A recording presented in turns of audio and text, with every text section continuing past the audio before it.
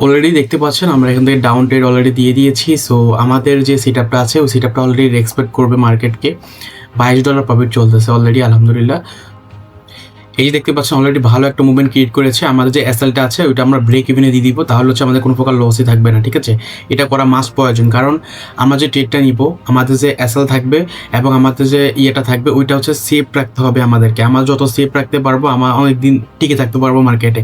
দেখতে পাচ্ছেন ভালো একটা মুভমেন্ট দিয়েছে আমাদের এসএলটা হচ্ছে এই পজিশনটাতে। সো মোটামুটি 1:2 অলরেডি ডান করেছে, বাট আমরা একটু ওয়েট করবো, কারণ এখানে মার্কেট লিকুইডিটি সুইপ যেটা বিষয়টা থাকে ওইটা হচ্ছে টাচ করার জন্য নিচে নামবে।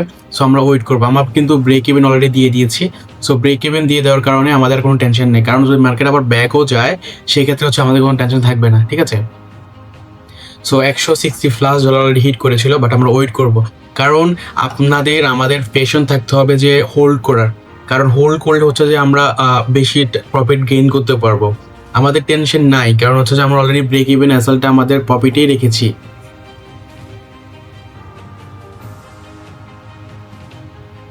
ওকে গাইস, দেখতে পাচ্ছেন 1:3 অলরেডি আমাদের ডান। সো আমরা আর রাখবো না, আমরা হচ্ছে ক্লোজ করে দিব, কারণ হচ্ছে যে অতি লোভ করা ভালো না। যা পাইছি আলহামদুলিল্লাহ।